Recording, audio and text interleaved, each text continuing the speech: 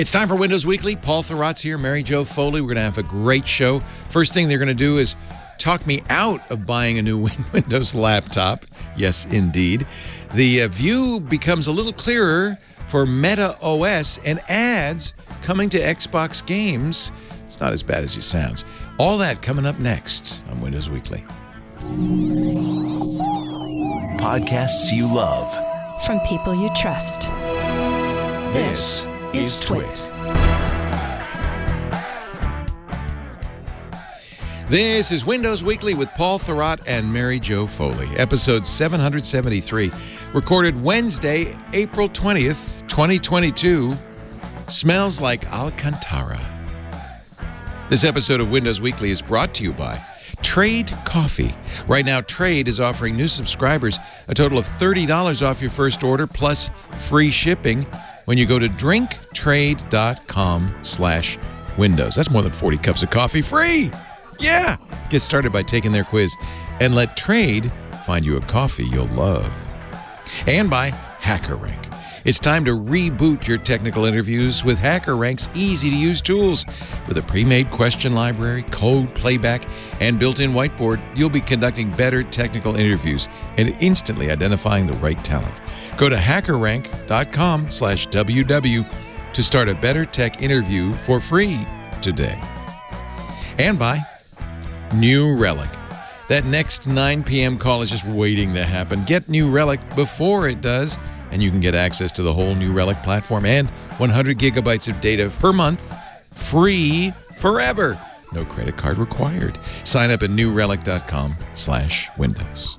It's time for Windows Weekly. Yay! Yay! It must be Wednesday, dozers. Wake up and smell the windows. Huh?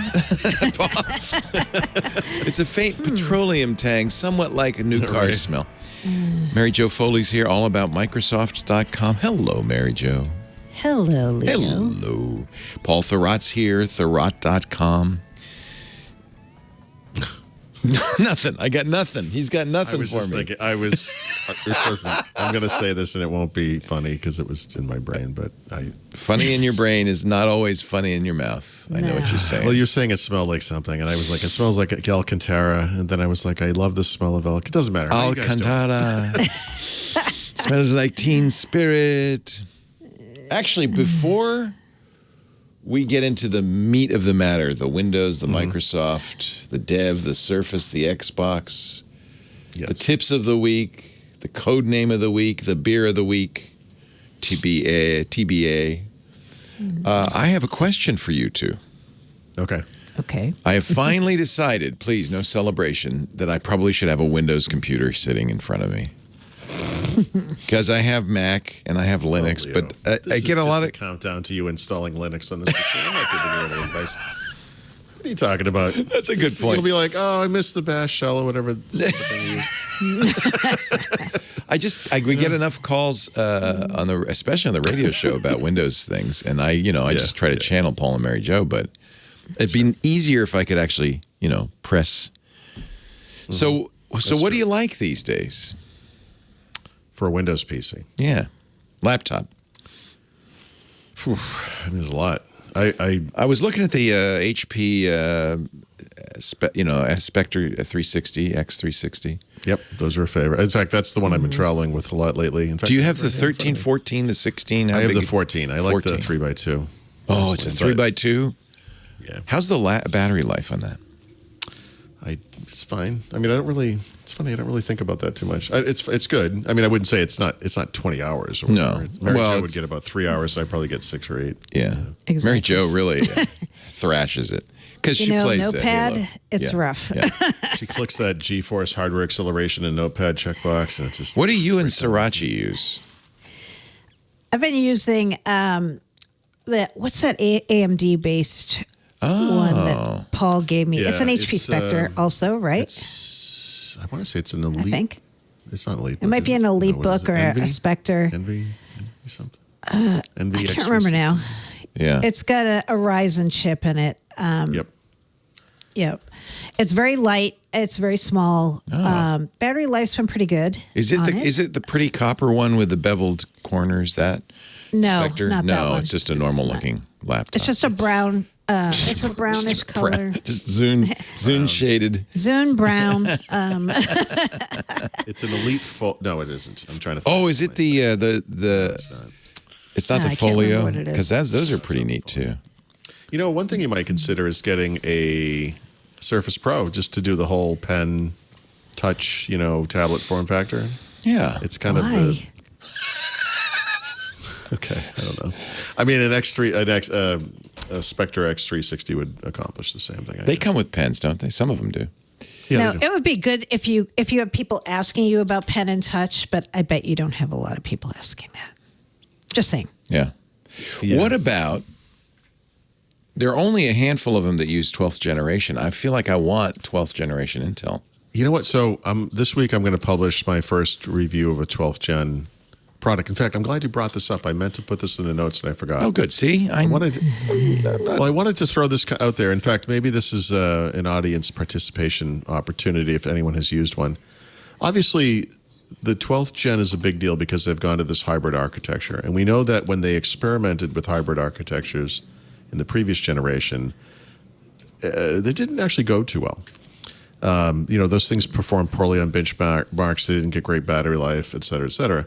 So when you kind of look at how they rolled this thing out, they actually split the core processor line into more sub-products.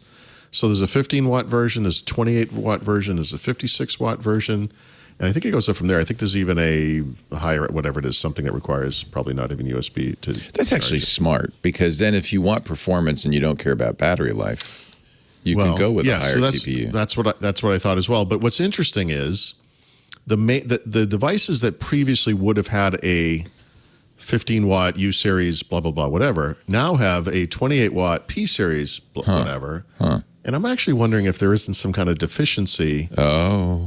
In this new hybrid architecture that requires that, because the machine I've been testing honestly hasn't been fantastic performance-wise. And that's something, I think one of the continuums of the past several years at least, is most I review a lot of laptops. I get one, I use it, I put all my stuff on it, it works fine. I don't really think anything of it. And this one, I do the same thing I always do, and I put all the stuff on it, and I'm like, oh, that's interesting. It's kind of hitching here and there, and so I'm not sure. It's a body of evidence of one kind of thing. I don't know that I can make a broad statement about this, but I've noticed it enough that I'm wondering, I guess. Interesting.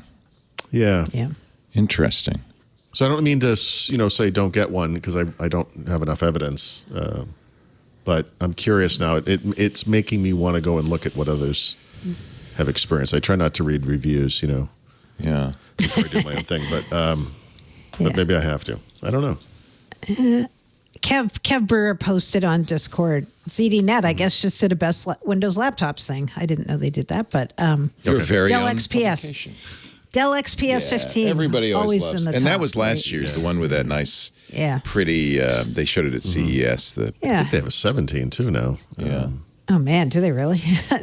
Wow. I I think wouldn't mind a 16. There's a 16-inch Spectre X360 that I'm very interested I in. like a small one. I like 13. 12's too small. 13's good. I do like the 3x2. The idea of 3x2. Yeah.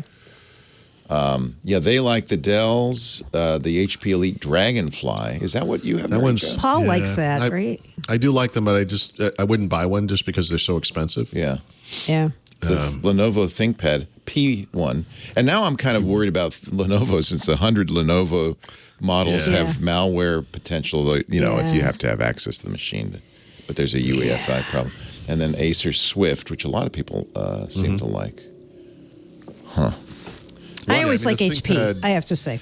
Yeah, I'm kind of coming HP is around. probably my favorite overall. Yeah. And I think any of the ThinkPads you do okay with. Obviously I used to love the whatever. ThinkPads, but I want something sexier.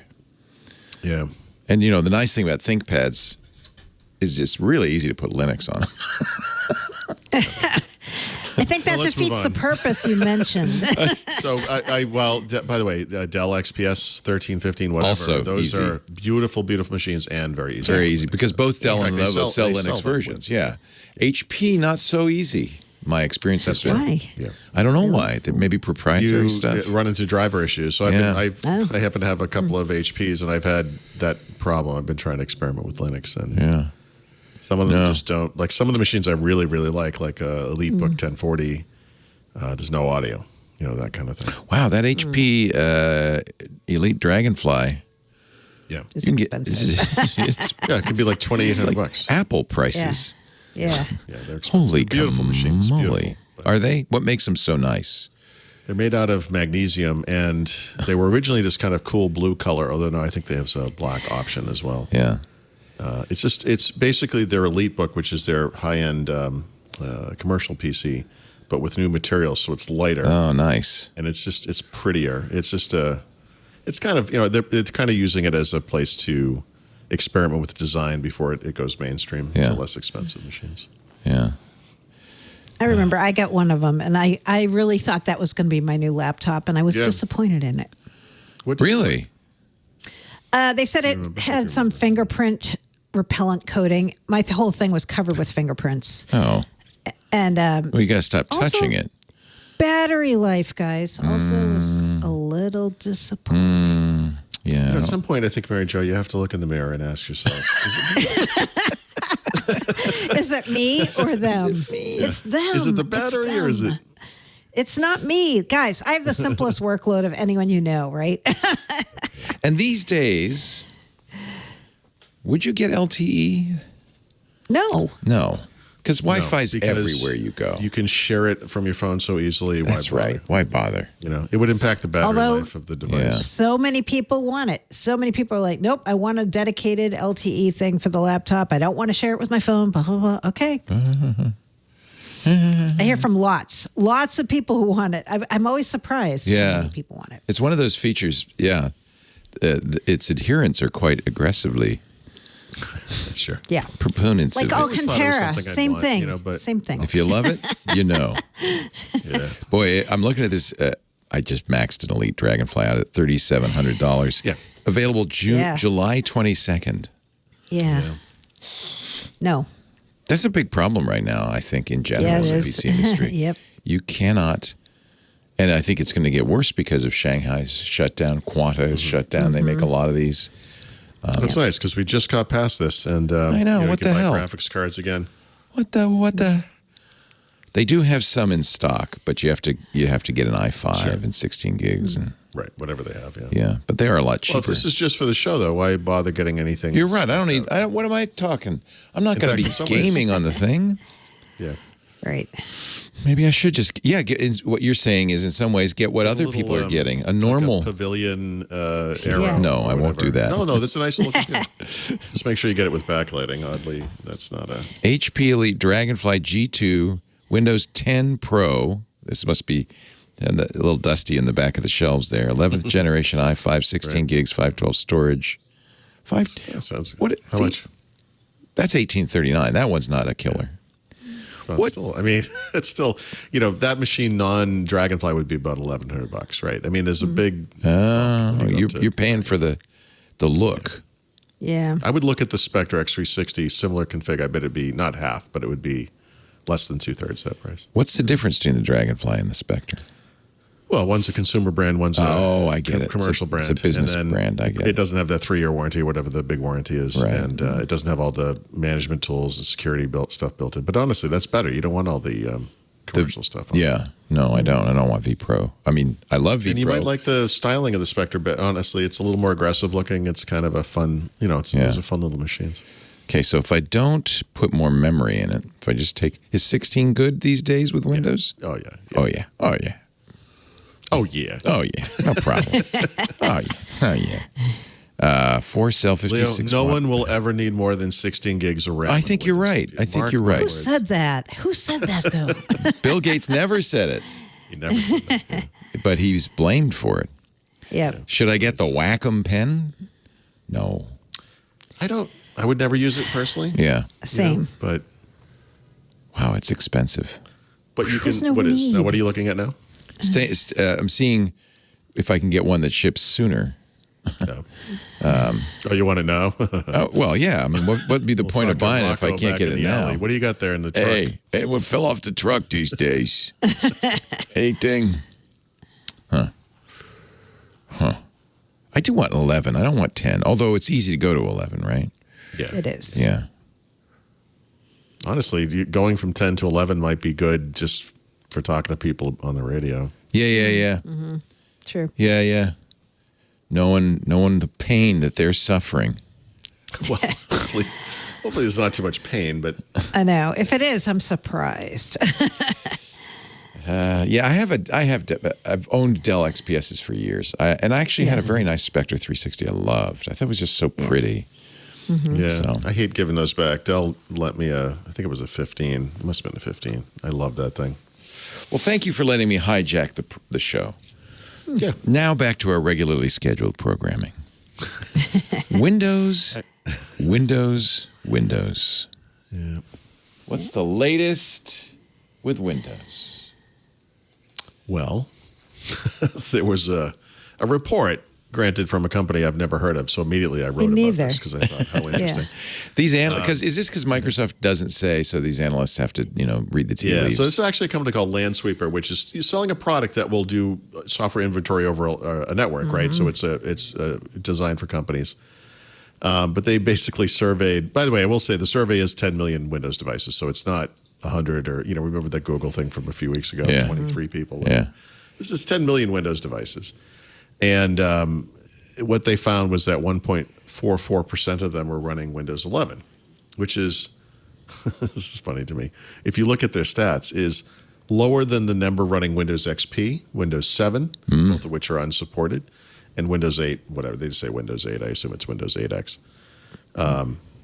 Obviously, Windows 10 is 80% of all of the computers. But then, I should also say, this is a tiny caveat, but they also include, this is Windows devices, so it's also Windows servers on networks.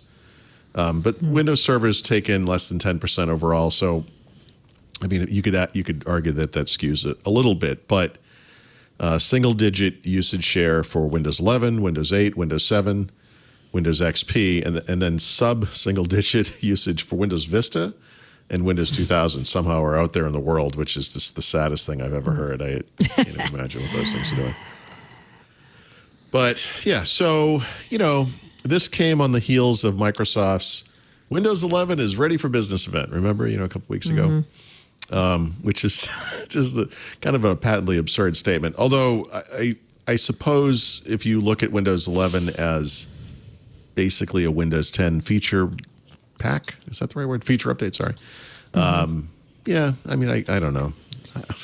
We debate this, I guess. Yeah. So anyway, there are obviously people who look at this and they go, "Yeah, I don't know about this." I mean, and that's understandable, but this is not. I guess I always look at intent, and their intent is to sell businesses on a product that they make that measures what you're using on your network, asset management, et cetera, et cetera. They don't look good if they say Windows 11 is not being adopted quickly if it is, so it seems like, I mean, these are probably almost certainly all business computers, I guess. They don't actually say that, but that's the thing. When I saw this, I'm like, okay, these numbers have got to be business computing devices, right? Yeah. And then when you dig into the footnotes, it's like the survey's based on companies who are using devices with Landsweeper in 2020. Okay, so that's no home devices, right? Like that's all business devices. I don't know. Yep. The whole thing just to me was like, I don't think that Windows 11's been going gangbusters. I was guessing it might be 20% of devices, and like even the in businesses, vast. though. I would guess like the vast majority is Windows 10, but maybe not 20% in business. But we don't know the number because Microsoft won't say. But the whole these surveys, I don't know. More and more I just ignore them because you're like, okay, what's this company's vested interest in doing this survey, right? Yeah, right. You're looking at the same, right? What's the intent? Yeah. So I guess I thought this was interesting mostly because we have this consumer data from AdDuplex, and that comes out every month. It's typically based on a survey of several thousand Windows computers Those are mostly consumer devices. And again, they don't say that, and there's no way to actually know that. But they're looking at store apps essentially to try to determine what versions of OSs, et cetera, et cetera. So, like Mary Jo said, we're never going to get we haven't to date gotten a hard number. So, all we can do is look at this kind of thing. I used to always use Net Market. What was that company called? Net Market Share or Net Market something? Yeah. Because Microsoft told me a million years ago they were the ones that had the most reliable, browser usage data, right? Say compared to like StatCounter. But now they're out of business. Basically, they at some point found that there was some inherent problem with their algorithm, and they were never able to fix it or whatever it was. And so it's like, well, I guess we're going to use StatCounter now. That thing that Microsoft said wasn't good, or whatever. So you have to, there's a company called Canalys that comes out with all this usage and market share data. I don't know who these people are. But I use IDC and Gartner very typically for that kind of stuff. In fact, I wrote a story about that today, which we'll get to. Who do you trust? I don't know. I think I almost said journalist, as a blogger or a reporter, whatever you want to call it. You're a journalist. Don't knock yourself, man. Yeah. Okay. As a human being, and you're going to write this story, I'll just say report, Colin, and that will kind of cover me on that end. It's not an assertion I'm making, but I do think it's interesting. Yeah. Mm-hmm. And I think we would all agree, generally, whatever the exact number is, Windows 11 is really not so far setting the world small. on fire. Yeah. Yeah. No. Yeah.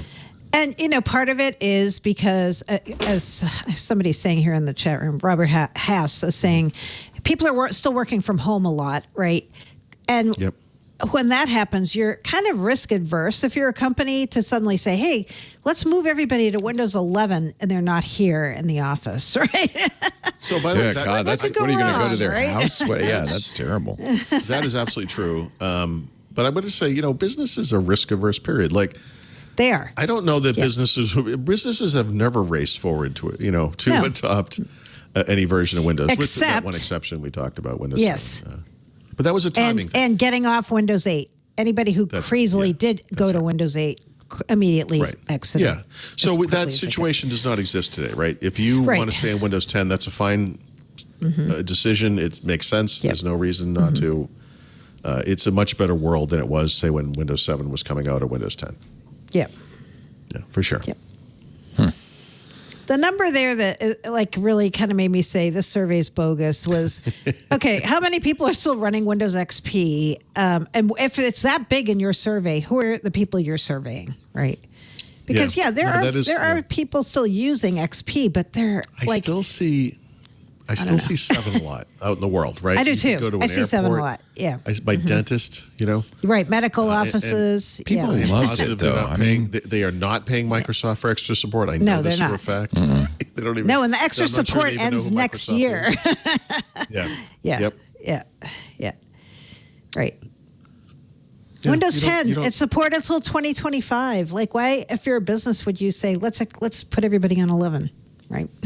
Right. Well, this is always Microsoft's goal. You don't need the service pack. We got this. Do you? Yeah. I'll tell you what. If I could right-click on the taskbar, and do some stuff, I'll upgrade then. How does that? You'll come around. Yeah. Yeah.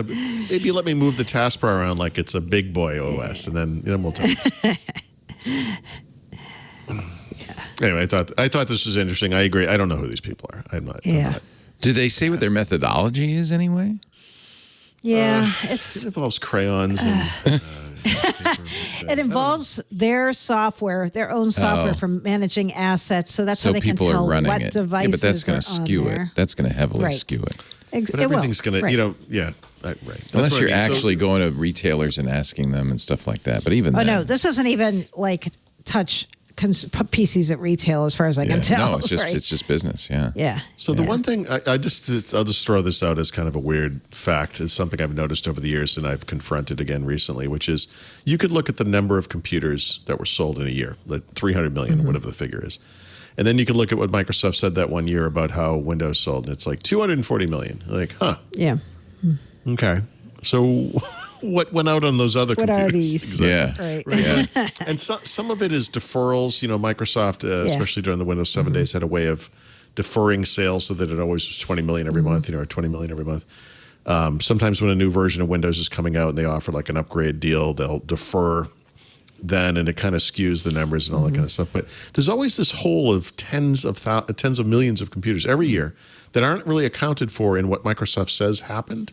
And it makes you kind of wonder where, like, what are they? Well, I know they didn't go out with nothing. I know they didn't go out with Linux. And I think in some cases they don't want to talk about it because it might be an older version of the OS. It's probably the most likely scenario. Yeah. I don't know. Yeah. So this is all we can do. We can just kind of see what data is there and put an asterisk at the end of it and say this is what we're talking It's about. something. It's a data point, not necessarily Not a good one. good. Yeah. It may not Okay. be a fact. I mean, I don't know if you're looking for facts. I mean, you're in the Why are wrong you guys show, talking about that's what you're facts? Hey, speaking of which, I am stunned at this second item. I thought Microsoft got rid of SMB1 years ago. It's still there? Isn't it insecure? Yes, it is. They got rid of it in Windows 10 years ago. Oh, this is for what, 7? What is this for? 11. It's in 11? Yes. Wait a minute. What? I know. It doesn't really. I'm like, wait, you got rid of it in 10, but how is it still in Windows 11? That's weird. So they've gotten rid of it in all versions of 11, except for some reason, Windows 11 Home Dev Channel. And yesterday they announced, okay, we finally got rid of it there. Huh.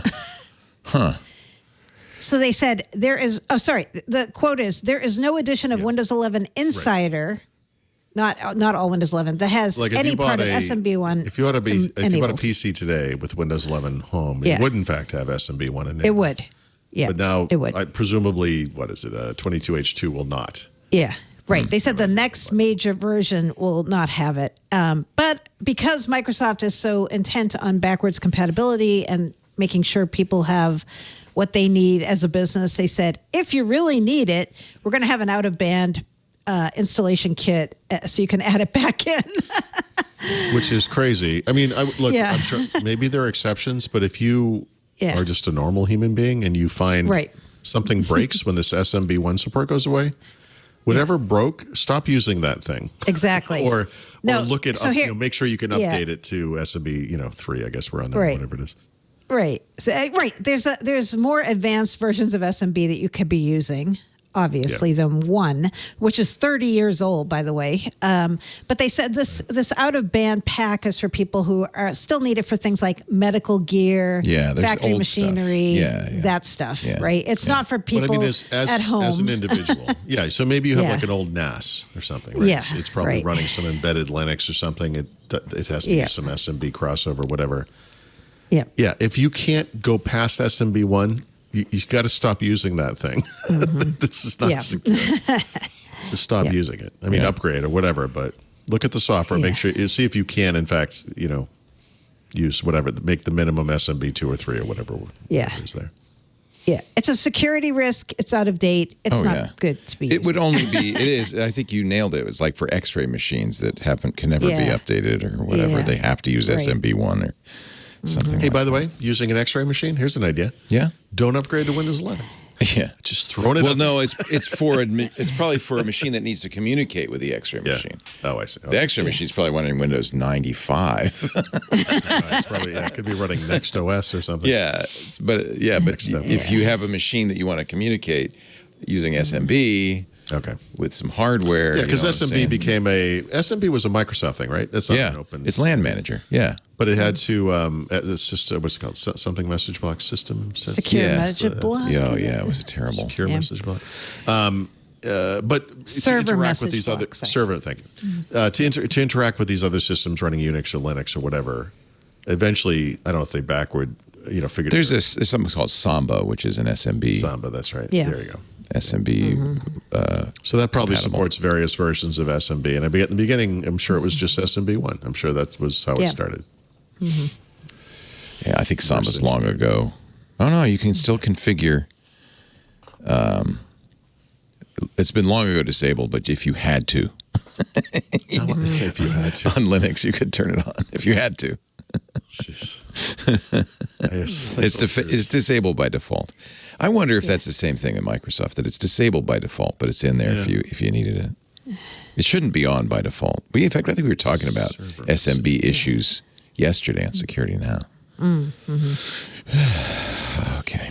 Hey, we were just talking about the good old days. See, it wasn't always 30 years ago. 30. Yeah. Is it really that? Oh my God. Yeah, it's 30 years If you're old. using Windows NT 4.0 Service Pack 3, yes, you may need to enable SMB1. Goodness golly gosh. Yep. So,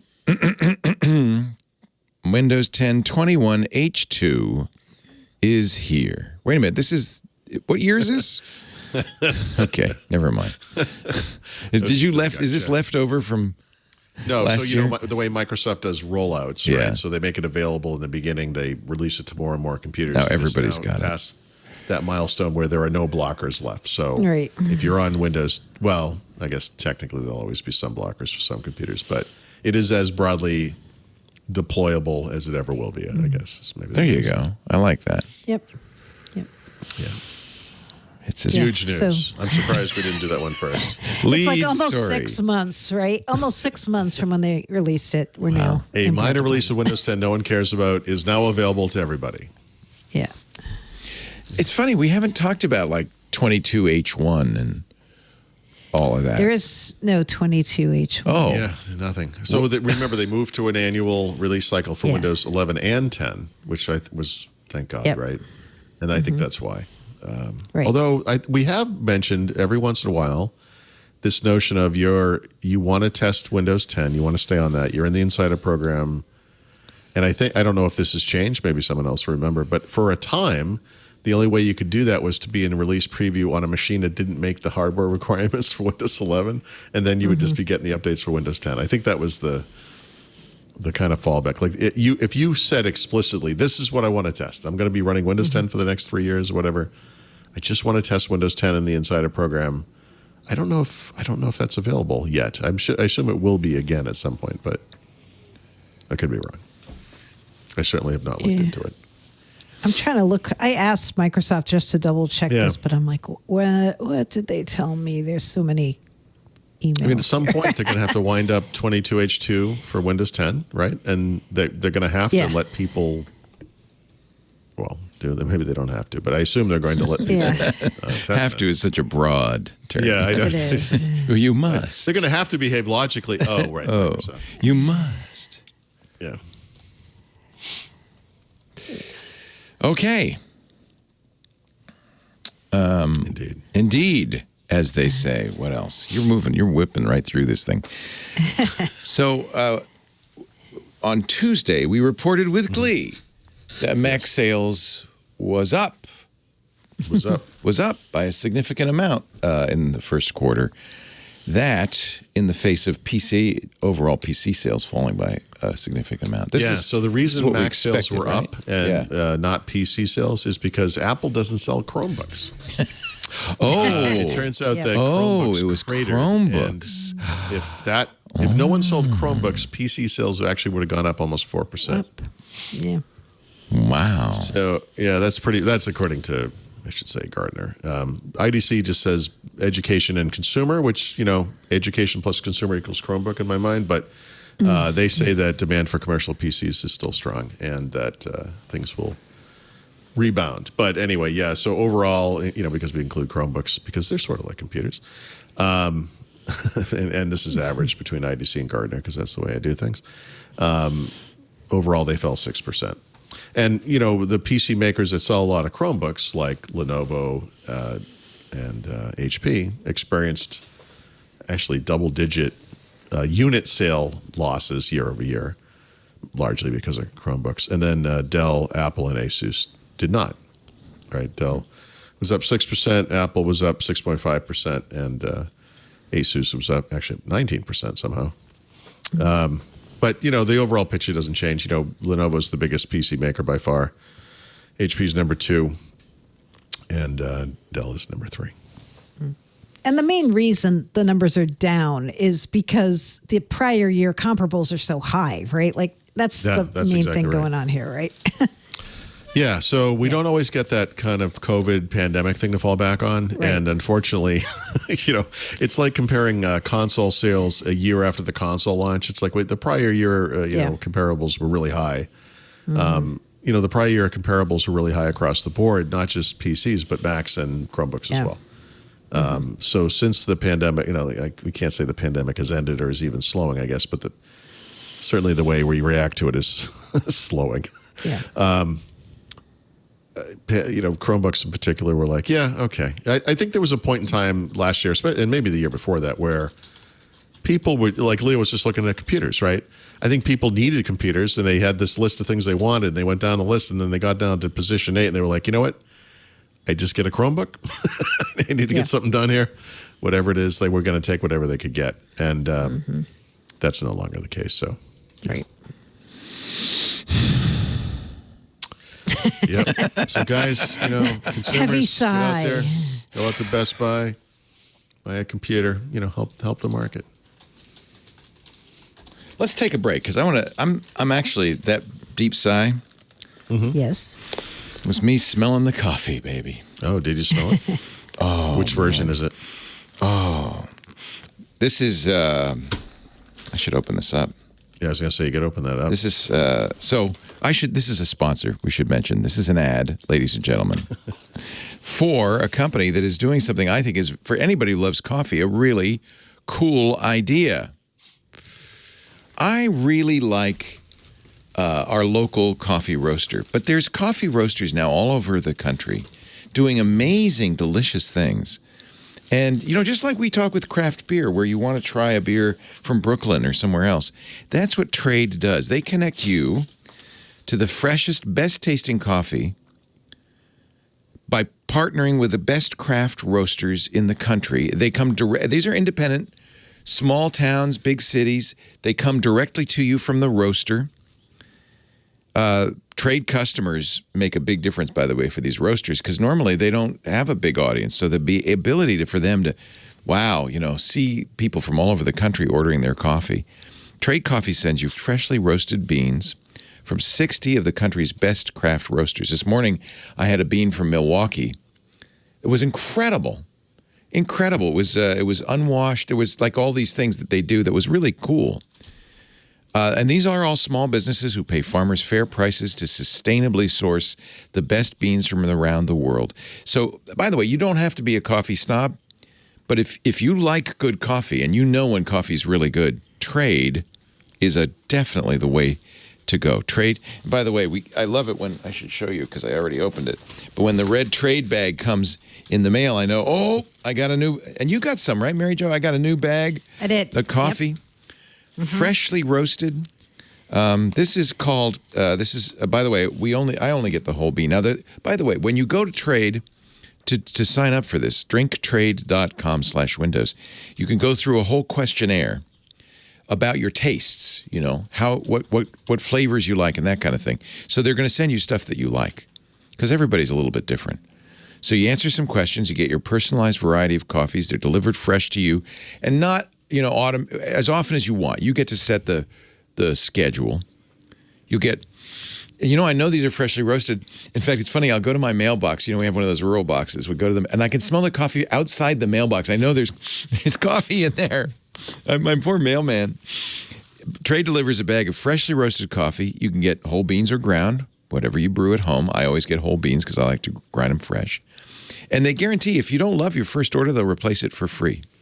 So this is I just opened my new Trade bag I'll be having tomorrow morning.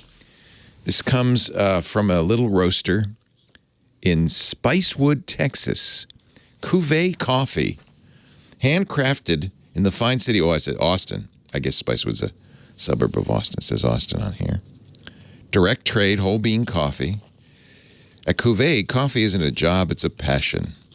Since 1998, we've become known for roasting exceptional, ethically sourced, sustainable coffee.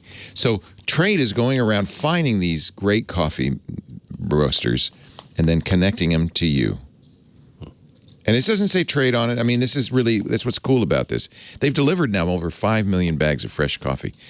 750,000 positive reviews. You'll see at the site if you go to drinktrade.com/windows. What did you get, Mary Jo? Do you know? I got, I actually funnily got something from Brooklyn. I let them kind of pick based on my tastes and stuff. And nice. They sent me Joe's coffee. Isn't that funny? Which is, Did you know good it? Though because, I knew of it, but I've never had it. Oh, neat. Because there's a lot of roasters here in New York. Yeah. And it's very good, I have to say. I really like that idea of, just like with the craft beers, because craft brewer roasters, and they're all different. By the way, just so you know, this coffee was roasted on the 7th. So it's very fresh, a couple weeks old. They say best used by 2023. I'll be using it by 7 a.m. Oh, let me open it up. Oh, look at that. Oh, wow. Very nice. I'm very excited. So, Trade is offering new subscribers a total of $30 off your first order and free shipping. So, basically, you're going to get 40 cups for free.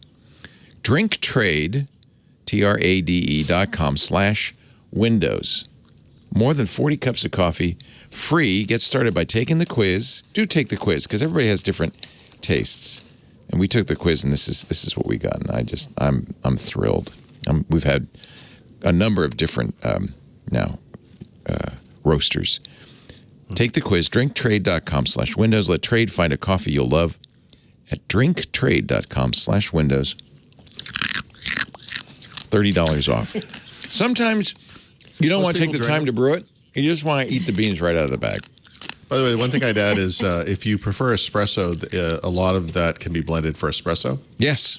Or ground for espresso. So if you want to ground, they'll ground it for a coffee maker or an espresso maker. Is that what you got? You got the espresso? Yeah. Because I drink espresso in the morning. And actually, if you're a real connoisseur, doing this with the AeroPress, you're really going to taste it. Emporium Cuvée Coffee Medium House Blend. Thank you, Trade. You all get going to drinktrade.com/Windows. We thank them so much for supporting these two coffee drinkers right here. And see, here's a whole thing on, I see why. We put the order in April 6th. That's why this was roasted the next day after we put in the order. So we've had this for a while so this was fresh roasted. Actually, I think my second one is on the way. Yeah, milk chocolate, brown sugar, and citrus flavors. Oh, by the way, this ahead of the curve roaster cans hemp oil cold brew. Okay, good to know. Good to know. They have a little QR code with a coffee brewing step by step. This is nice. I'm excited. I love coffee. It's like Christmas every day. DrinkTrade.com/Windows. All right, back to the show we go. Although, thank you for letting me have a little coffee break, so to speak. What is Microsoft Purview, and does it have anything to do with Sriracha? I wish it did. It'd be more interesting, actually. It's not a cat-driven Windows. It is not PURR view. It only has one R. Yeah, so we've been talking about Microsoft rebranding a lot of stuff in the past couple of years. They've been rebranding it both as Microsoft instead of the product name, and then putting a whole bunch of things in a family and saying they're all part of a single family. So last year they announced this thing called Azure Purview, which was some data governance platform that they introduced. Yesterday, they decided, oh, no, we're not going to call this Azure Purview. We're going to call it Microsoft Purview, and we're going to take all of the Microsoft 365 compliance products that we already have in market that are branded as Office 365, Microsoft 365, and we're going to rebrand those as Purview too. So they've now got like 12 products, all Microsoft Purview something, like Microsoft Purview Compliance Manager, Microsoft Purview Data Maps, right? It is under my purview. Yes. Oh, boy. Yeah. So, this sounds like, who cares, right? Yeah, right. But then if you're a partner, you're a customer, you're an analyst firm, you're anyone who's made brochures already using these product names, you have any kind of documentation using these product names, it's in your title or your LinkedIn profile, you now have to go in and change all of these because this becomes effective immediately, and this is the new set of names. So now we've got like a ton of things that Microsoft branded Purview, tons of things branded Defender, as we've talked about on the show a few times. Like there's so many products named Defender that have something to do with security. There's another Microsoft brand called Priva, which is all kinds of things that are privacy related that are in a suite now from Microsoft. One of my friends joked. He said the one thing that all the Purview products have in common is you need an E5 license to use them. I'm like, yeah, that might be what the common bond is here. I don't know. E5 is a government. No, it's like the most expensive of all the Microsoft cloud subscriptions. Oh, okay. Yeah. Oh, yeah. So he's like joking, like if you need these kind of things, you're going to be paying a lot of money already for your subscription. It's not for normal people, right? It's for business customers. Yeah. All right. Yeah. So Purview. All right. That's all you need to know. If you hear the word Purview, Purview, it's compliance and data governance. That's all you need. It's nothing related to cats, sadly. Sadly. Does Sriracha have a unique purr, out of curiosity? He has a very loud one. Yeah. Well, each of our cats has a distinctive purr, and I realize. Do they? Yeah. I guess you hear when you hear the two together, you can really tell them apart. Yep. I'm just curious if every cat's purr is unique. I think it might be, so their mama knows who's there. It could be. My cats have unique squawks. He's sitting in the house. One of them's just upstairs by herself, and you just hear, "Wah." I have no idea. Steve glancingly referred to this, but I think it's an important story. Microsoft is upping the payouts for their bug bounty I feel like everyone's kind of doing this, right? Didn't Apple announce something like this? Yeah, Apple did. Yeah. Google, too. Yeah. And it's just basically, so Microsoft has bug bounty programs for a lot of its, major products. And they're increasing their Microsoft 365 bounty program and their lesser known Dynamics 365 and Power Platform bounty programs. Lesser known? What? I love that you replied. That was totally for you. Up by 30%. That's funny. I'm predictable, if nothing else. What? To $26,000 USD per confirmed bug, I guess we'll call it. I've lost track of your reaction to that. Say what? Lesser known. This is up. They did something similar for Azure last October, and I think if you can find Azure bugs, you're looking at up to $60,000.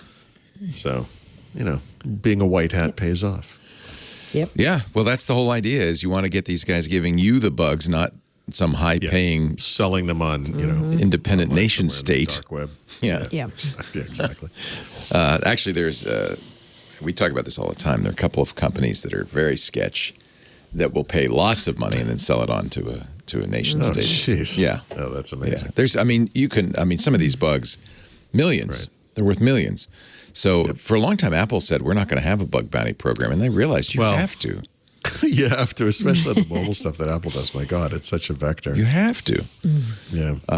Because I think they didn't want to run up the price, but the problem is these, Zerodium and, all of these companies that pay for bugs. Some of them are good and we'll give them to the company, and some of them are not.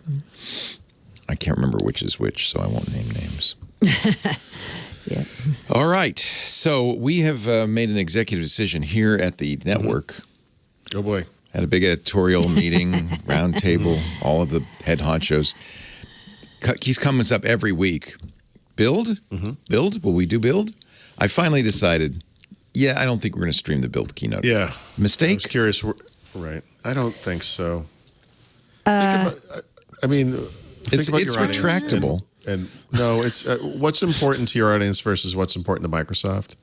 I figure if it were a hardware event, we would do it for sure. Or if it was a client event of some kind, if Microsoft was going to talk about Windows or... You can guess one of the things they're going to talk about, which I think the audience might care about, which is Metaverse, right? They're going to talk about that. Yeah, they did last time. They did that whole They're going to do it again. Burning Man. They're going to talk about the boring part of the Metaverse. It'll be enterprisey, not consumer. Well, right. They'll talk about the mesh for teams stuff, right? So the idea of having avatars that can interact in a shared space. They're going to talk more about that from a developer perspective, for sure. Yeah. That's definitely on the list, right? I think you need to hold off for Build 2024 when the avatars have legs. All right, it's a long way off. I don't know. Even Facebook's avatars don't have legs. Let's not go crazy here. Actually, we were talking about this on MacBreak Weekly, and Alex's contention was there's going to be a horrific uncanny valley issue. Oh, my God. Yeah. If they try to make it look like humans. So in every respect, Microsoft's showing them kind of grayed out, or so that it's very clear that it's not, or it's cartoony, or there's no legs, or all of the above. Yeah. So years ago, this is probably still there. I just don't travel out of Boston, but in Logan Airport, Terminal C, where JetBlue is, there's a cutout. It's not cardboard, but it's metal or something. It's a cutout in the shape of a woman, and they project a video of a woman onto it talking. Yeah. And I used to always walk by it and kind of go, ugh. and that's the effect they could very easily do. I think about all these things they've done for Teams meetings where you look like you're in the stands or you're doing whatever it is. They could have little avatar bodies and your face kind of. I think there is some concern that this might freak people out. It'd be so awful. It'd be awful. I think that's a reasonable concern. Yeah. Nobody wants that. Nobody wants that. No. Oh, you just know it'd be terrible. So I mean, that would explain why nobody's making any effort to make this more human, more realistic. But my God, there's a lot of effort just making this happen for some reason, and I still don't understand. Oh yeah, did you read the article in The Verge? Was it Matt Harris? Facebook Meta is spending $10 billion a year with 18,000 engineers working on this metaverse thing. That's I mean, it's insane. Including a lot of ex-Microsoft executives and engineers, by the way. Did they leave because HoloLens is not getting the love they felt? Well, they left because someone was throwing a lot of money in their face. Right. And hard to say no I to hate that. Facebook. Yeah. I hate Facebook. How much money? Yeah. I love Meta. Yeah. I love, Suddenly. Yeah.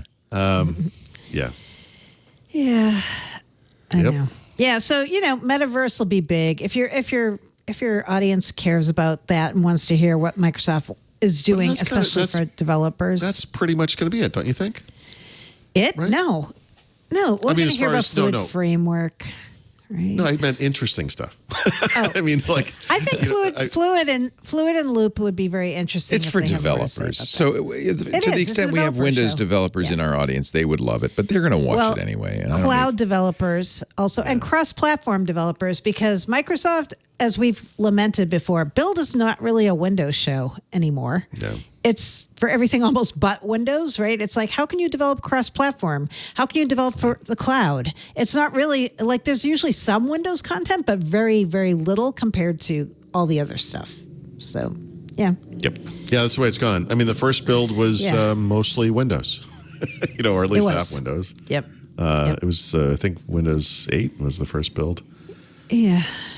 I believe. Anyway, so, I don't know. Matter. It's just the way the world. I think.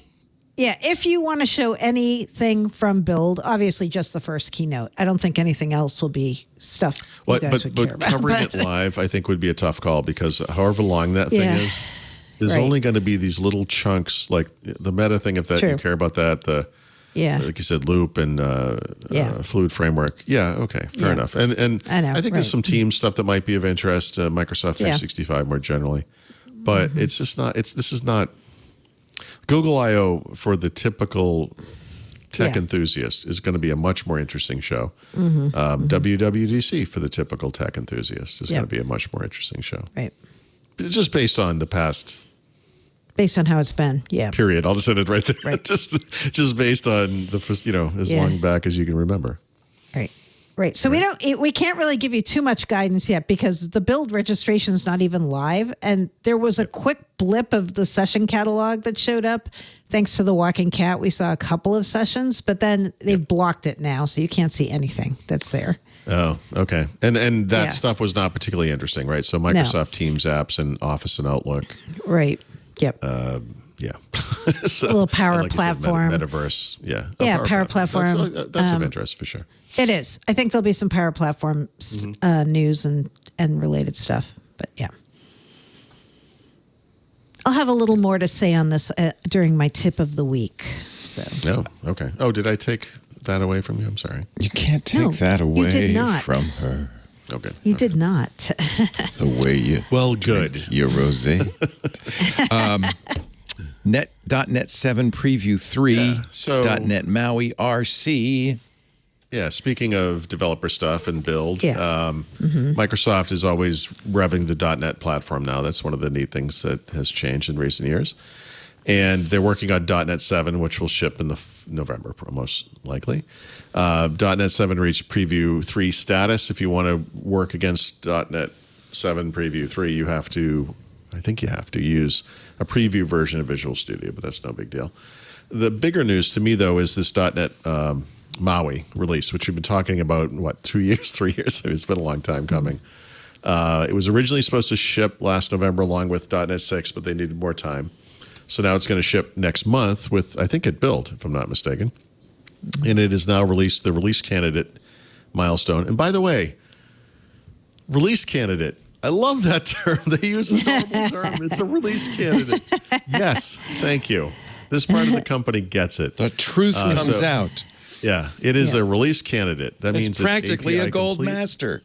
Yeah, and in the .NET world, once you reach a release candidate, Microsoft will actually support any code you write against that in production. So this thing is treated as if it were generally available.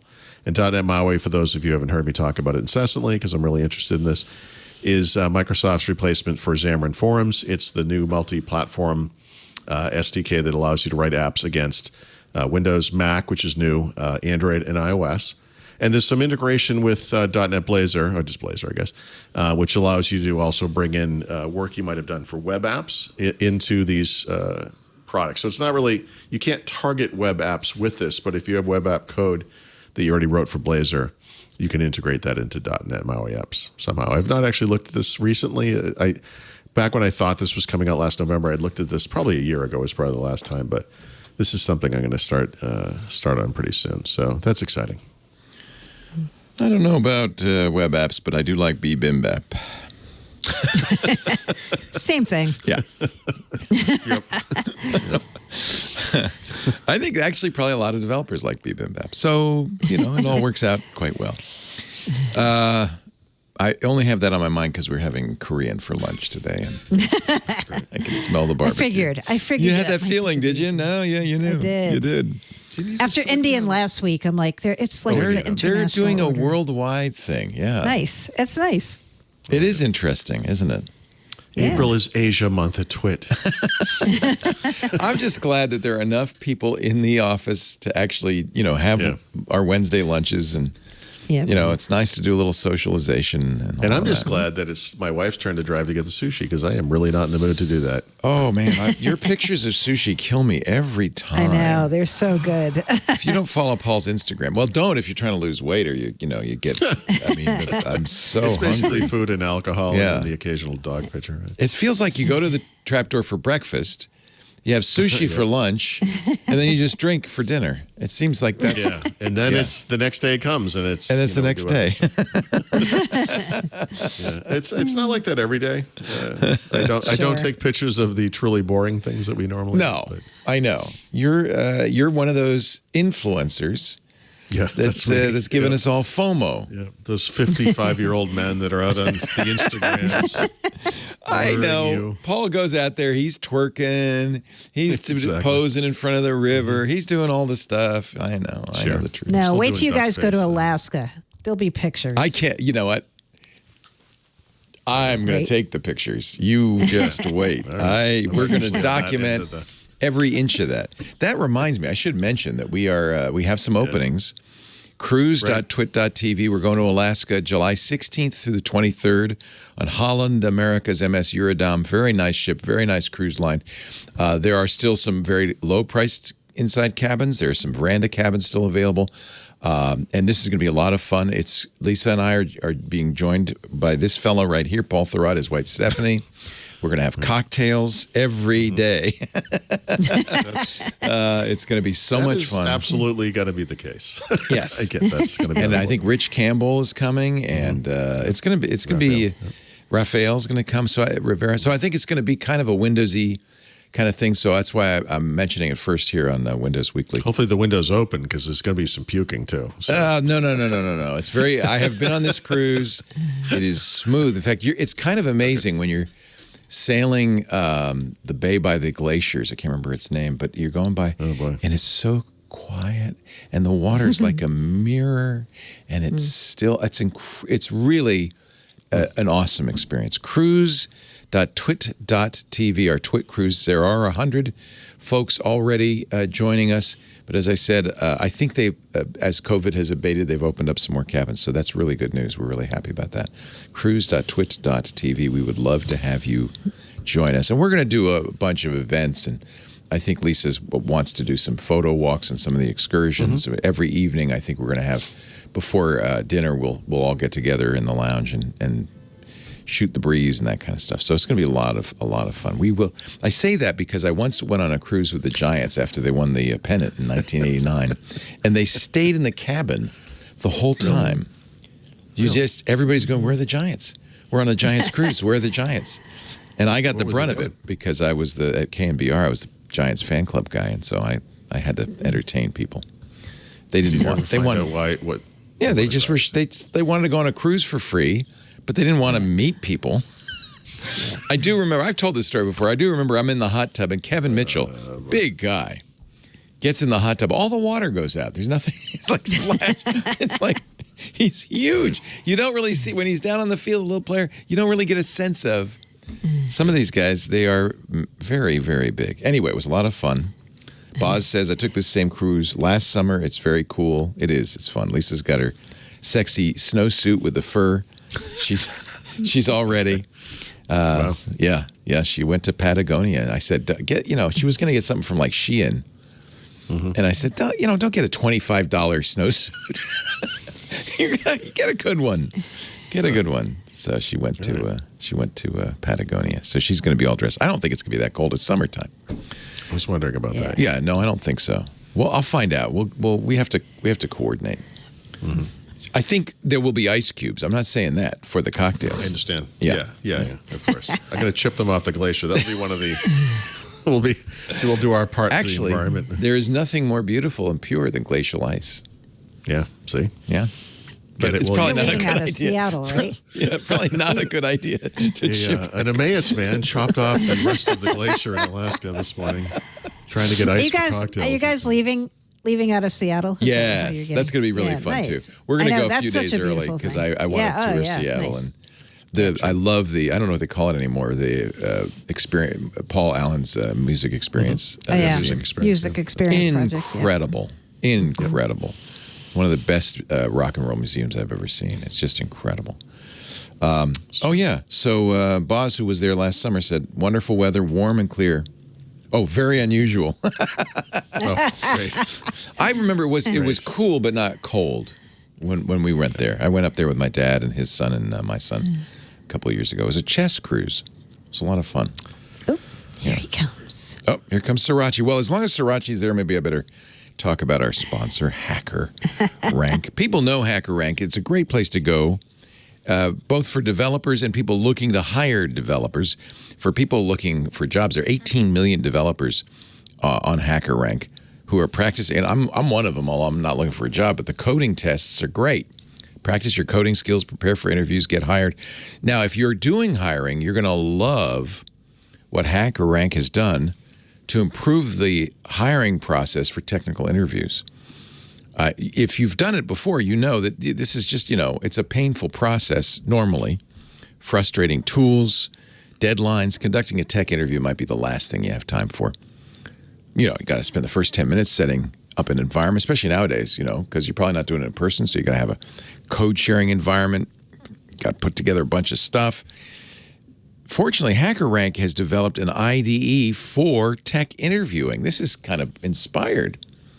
An integrated development environment with a set of easy-to-use interview tools that'll help you speed through the interview process to help you find the best developers for your technical projects. Among other things, the interview tools include a pre-made question library.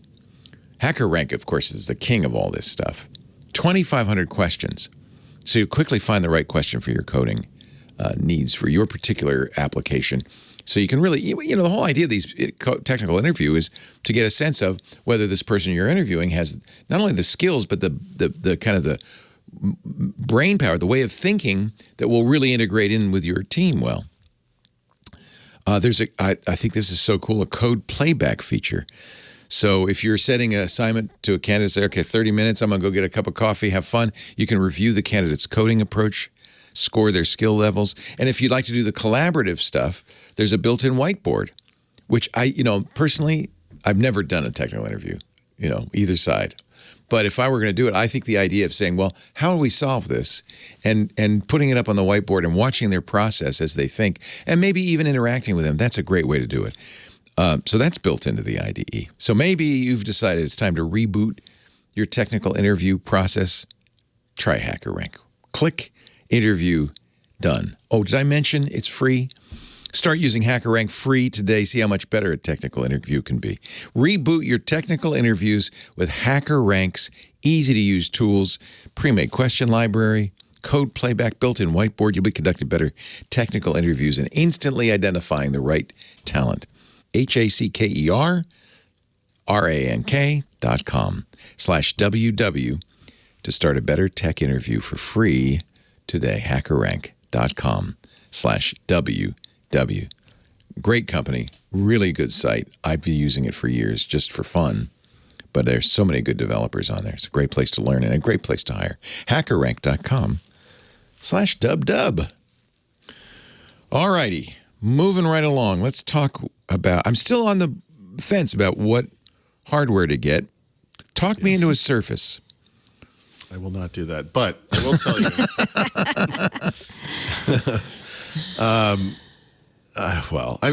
You could make a good case for a Surface Pro. Possibly. I'm looking at this Spectre, and HP has too many SKUs. This is a real problem. I can't. Yep, I agree. I don't know. Is this last year's model? This year's? Yep. Is it? It's just so the way confusing. to tell. Yeah. So on the Spectre, actually, on most of it right now, there's still 11th gen. So 11th gen would be the most recent version of Spectre. Yeah. Although they announced at CES, right? So anytime now there should be 12th gen Spectres, and maybe that's what I'll wait for. I don't know. I'm gonna wait for your review. I don't think I'm betraying any confidence as to say if you could hold off for a month, you should have some news. Well, I might have to anyway. Yeah. Oh, there you go. That's true. Right? That's true.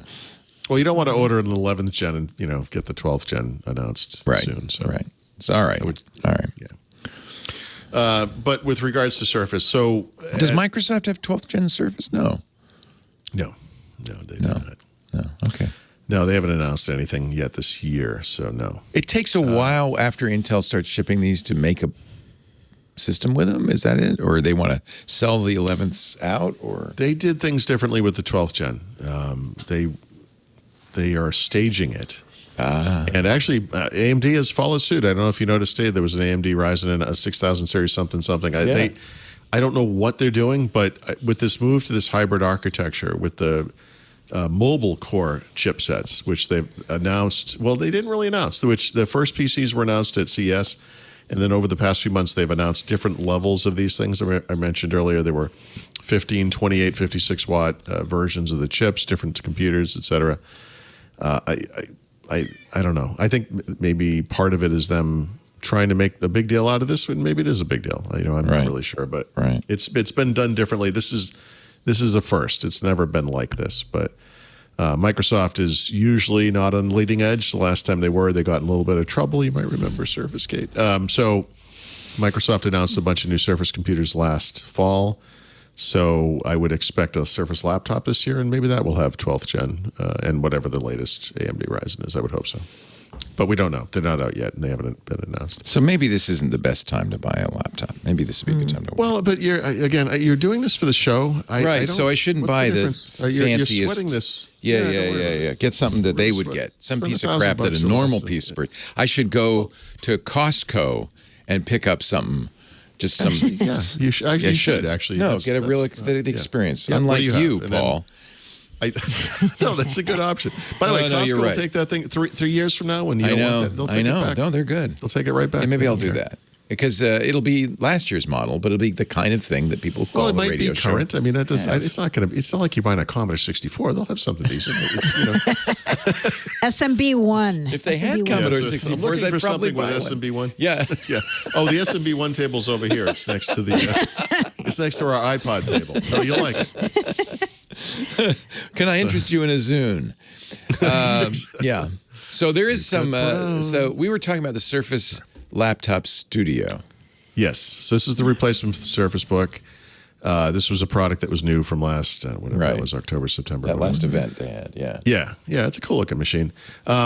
But earlier this month, Microsoft had that Windows 11 event, which was really a hybrid work event. And among the many new features they announced was something called voice clarity. So this is a Windows 11 specific feature. It's designed to help suppress unwelcome noise in your environment and make video and audio calls clearer. But of course, in typical Microsoft fashion, they never really explained anything beyond that, like when we're going to get it, how we're going to get it, where it might show up. And so actually it has just showed up. If you have the Surface Laptop Studio only, there's a set of April 2022 updates that just went out this week. And one of the features it brings, on, if you're on Windows 11, which I think the machine might have shipped with Windows 11, so I guess you would be, is voice clarity, right? So this is a Windows 11 feature, but it's now enabled on Surface Laptop Studio. So the way Microsoft describes it is this feature intelligently integrates signals from multiple microphones on the PC to extend the listening range of Surface Lap Studio, uses advanced processing capabilities to help two-way dialogue flow more naturally, just like an in-person conversation. Microsoft is obsessed with making virtual conversations or meetings as normal as possible. And I don't think we're ever going to get there, but this is a step in that direction. So if you're lucky enough to have one of these machines, update it. You know, it should work with everything. I guess it works with Skype, Teams, Xbox app. Should basically work with anything that uses audio video. So, Have you tested it? Does it sound better? No, I don't have one, so I can't test it. Now I know what to get. A Surface Laptop Studio. Yeah, again, maybe. I like I Mary think it's Jo. overkill. Yeah. Overkill for what you want. Yeah, okay. All right. Okay. I'm also, as you guys know, a little down on Surface because my experience has not been great with the Laptop 3. You know, you let a little unreliability get in the way. I sent back 9 Xbox 360s during that red ring event thing. And I'm telling you, wow. Still use Xbox, Dedicated. love Xbox. Dedicated. Yeah. Dedicated. No, I still like the Laptop 3, but as you guys have seen, it overheats, especially when there's a cat on it. And Yep. it's not the fault of the laptop, more the cat. But also, I had the motherboard failure, and that cost me $400 because my machine was 1 month out of warranty when that happened. So, yeah. Yeah. Yeah. I never had a PC have that problem. That's why I'm a little... I have to admit, my them Surface about it. Studio never really worked right. Took them 2 years or something to get the updates to fix the problems. So maybe a Surface isn't the best thing for me, which is too bad. They should be the best Windows machines out there. They should be, right? Yes. They should be. I don't get it. I agree. I just don't get it. I know. They're not, they don't have the history of these other That's the OEMs problem. making PCs. That's the problem. They're just new to it. Yeah. Right? Yeah. Yeah. Would you get the Surface Pro? I don't know. The Surface Studio is kind of fun looking. The Pro, if the keyboard's not great. I know there are people who like the keyboard. I don't like the detachable keyboard. No, I agree with you. It's very It's bouncy squishy. and hard to type on. Yeah. It depends how much typing you're going to do, I feel like. Yeah. All I right. think it's okay. I would I would gravitate more towards Surface laptop personally. Yeah. Or Studio. I had a Surface laptop. I'm thinking the Studio. Studio's expensive. I mean, I think what's the It base is. price of a Studio? Like it's close to $1,599 with an i5, 16 gigs of RAM, 256 gig SSD. Yeah. That's a lot of money. So you're going to get, the one you're going to get is at least $2,000. Yeah. Although that has a that's- GeForce. I don't know. That's not bad. Bad. i7, 16 gigs, 512 SSD, GeForce I don't care RTX. about the graphics. Like I think a laptop would do it. It's going to kill the battery life. Yeah. So if you don't get if you get an i5 16 gigs of RAM, 512 gig SSD, and Intel's Iris GPUs aren't bad. That's $1,800. That's not bad. All he needs to do is display Markdown. You know, I don't care about graphics. I just need my markdown. You're getting to be like Mary Jo. All right, let's get through this Xbox segment here, so Mary Jo Foley can get back to beer. You pick a beer, and Paul will tell us about gaming. So we are now in the second half of April somehow. This month is racing by. And Microsoft has thus revealed the second selection of games that they're bringing to Xbox Game Pass this month. It is heavy on the Ubisoft games, which is just kind of fun. which makes sense because, well, it doesn't make sense. It doesn't matter. Anyway, it is heavy on the. I guess it doesn't make sense. I don't know why I said that. Again, I always look at this list every 15 days, and it's like, I don't know. Need for Speed, Hot Pursuit Remastered, 7 Ways to Die, Research and Destroy. That's a good name. I don't know. So, nothing huge there. Although I think 12 new cloud-enabled games that support touch controls on mobile devices, I think is always kind of fun. Hitman Trilogy, Lawn Mowing Simulator. So when you need to mow the lawn when you're commuting to work. That Need for Speed, Hot Pursuit Remastered game I just mentioned, and Transformers. Did you ever play Lawnmower Simulator? I did not. I don't. It would be kind of fun. I haven't mowed a lawn since I moved here, and my plan is to never, ever do that again. You still have a little PTSD, huh? Yeah. Yeah. No, no. But it's a riding mower. I mean, it's not, Yes. Yeah. And it would be one here, too, in real life. But I just can't. I just don't. No. I would do a train simulator. That's interesting. That would be fun. Yeah. Be an engineer. When I was, when we moved to the country, I, of course, immediately bought a riding mower. Yeah. And realized it is not as much fun as it looks. No. They have riding mowers that you can stand on now. They look like Star Wars. Those are cool. They actually use those here in the office park. Yeah, the guys, it's kind of cool. Yeah. I mean, I see the way people drive around here, so I'm unclear why they think they could get on one of these things and drive around my lawn. But, it's okay. This is nerve-wracking. Ads coming. Ads are going to be everywhere. Netflix has just announced they're going to put ads in Netflix. Thank God. I was thinking the one thing they were missing. Yeah. They said games. I was like, no, not games. They said ads. Like, yes. Yes. Ads. They need ads in our Xbox. But these are free-to-play Xbox games. These are free-to-play games, yeah. So these are going to be kind of like Minority Report looking ads the way they described it. They'll be like if you're in a sports arena, there'll be like ads on the, in the outfield and stuff like that. I mean, you can kind of imagine what that might be. I don't mind that at all. Yeah. I mean, of course. I think the only thing about this story that was interesting to me was I was like, they don't already do this, huh? It seems like such an obvious thing. They put ads in Windows 11. They don't think anything of that, but they've got this thing where ads actually make some sense. Free-to-play games? Yeah, sure. Yeah. Yeah. But again, as anything that's free that has ads, my answer is always the same. Just give me an option to pay for it and not have it. Right. Just make it an option. Yep. So we'll see where they go, but, So we're talking Roblox or Fortnite. Like Fortnite, yeah, stuff like that. Yep. Rocket League. Yeah. So, go ahead. I got to ask Mary Jo if she knows. Have you ever heard of this person?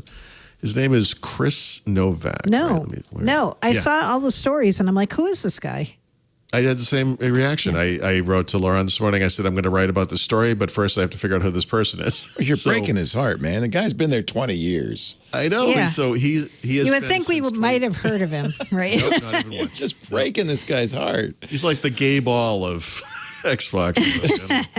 So head of Xbox research and design since 2016. Yeah. He's been there for 20 years. So 20 years is as long as Xbox has been a thing, basically. I think he came on like shortly after the team was formed.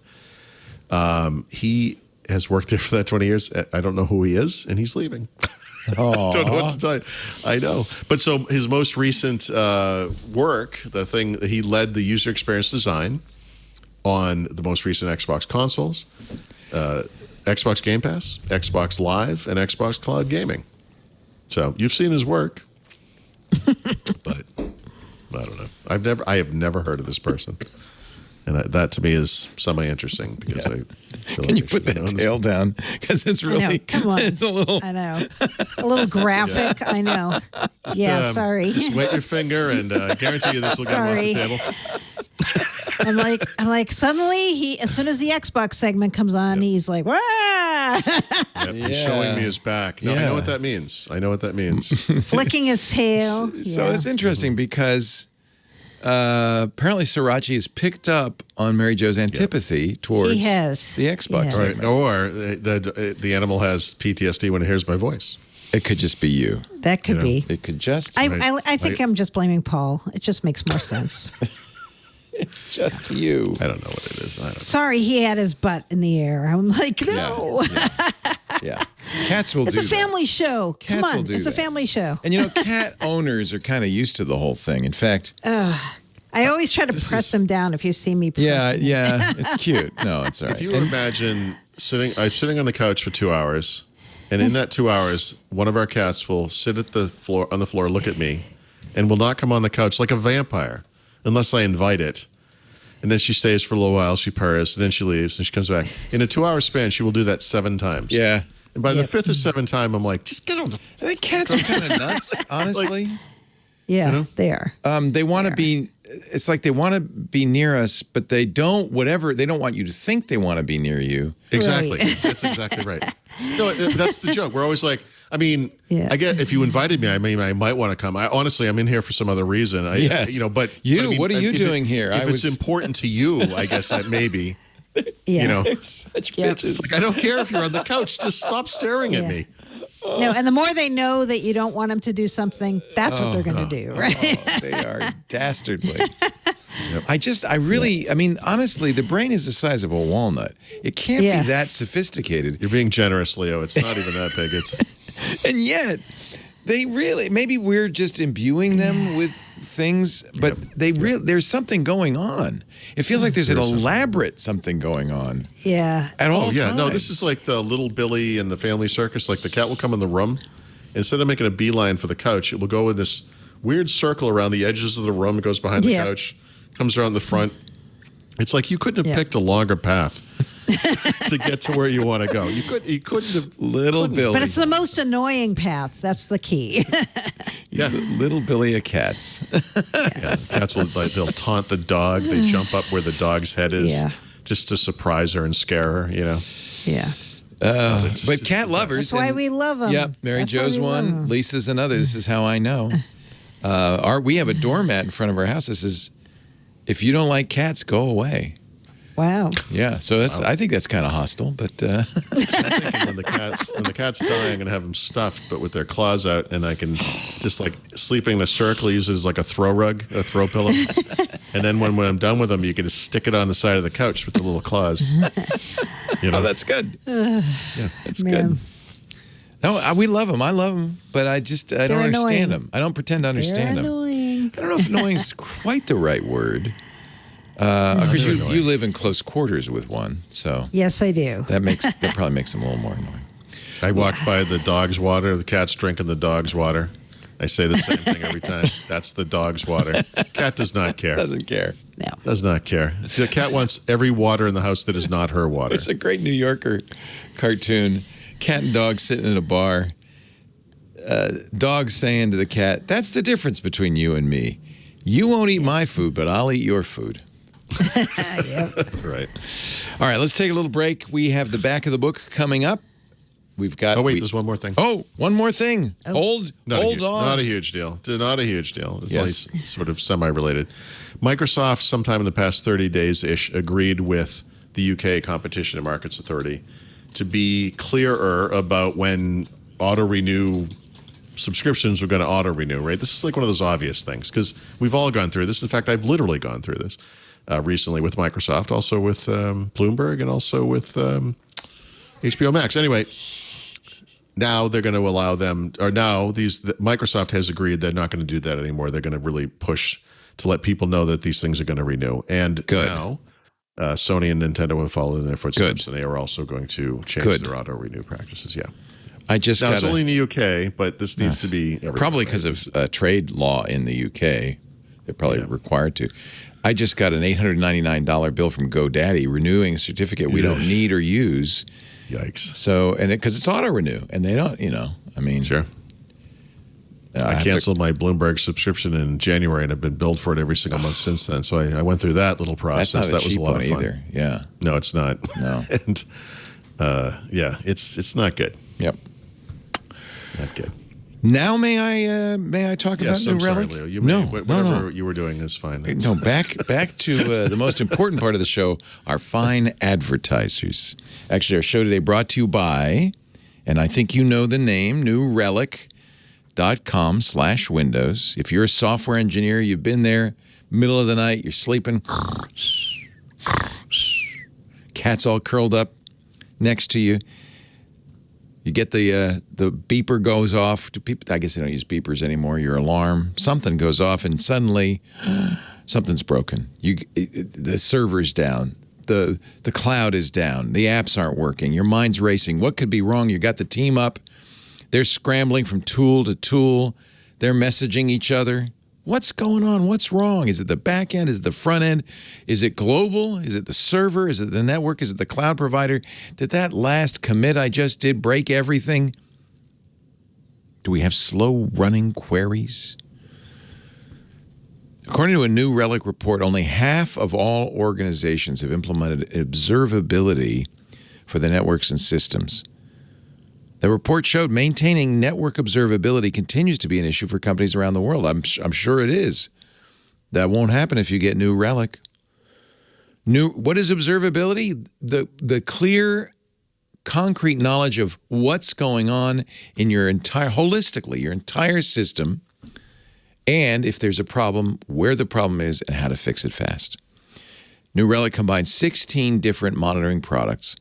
Normally, you'd get them separately, but this way you can see what's going on across the entire software stack in one place, one pane of glass. You get application monitoring, APM, unified monitoring for apps and microservices. You get, if you're using Kubernetes, you get Pixie, awesome instant Kubernetes observability, distributed tracing, so you can get all your traces without any management headaches. You can find and fix issues fast.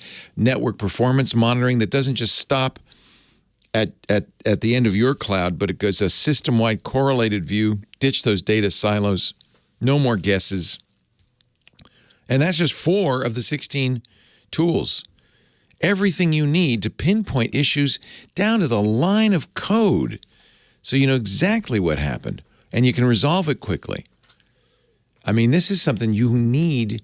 And you know what? That's why the dev and ops teams at DoorDash and GitHub and Epic Games and so many more, 14,000 companies use New Relic to debug and improve their software. So whether you run a cloud-native startup or a Fortune 500 company, you need New Relic. And guess what? All of this, everything I just described, is free forever. It takes 5 minutes to set up New Relic in your environment. You can access the entire New Relic platform and 100 gigabytes of data per month, free forever. You don't even need to give them a credit card. Now, if you find it useful, you may want to expand, but you can get started for free very easily. Just sign up at newrelic.com/Windows. That next middle of the night call is just around the corner.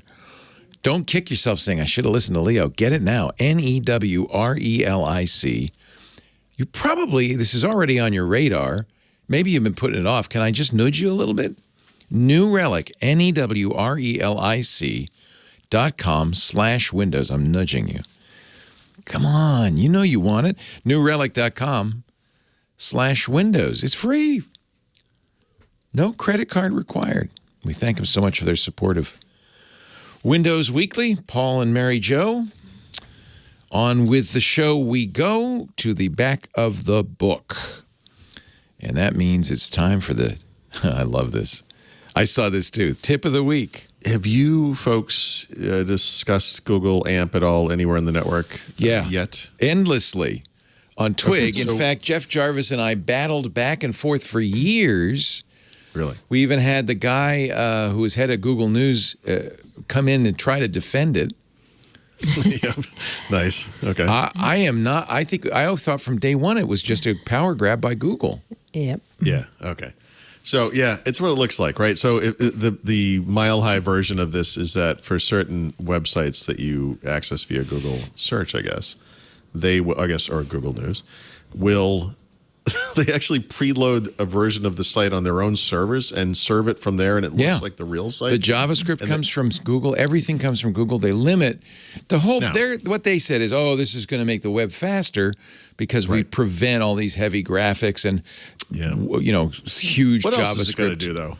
What else might it do? It's at all the Googleverse. I know it's altruistic, but the fear here is that this will give Google more insight into your browsing activities because now not only do they know that you went to this site, but now they know what you did on whole that thing. site, right? It's all they have.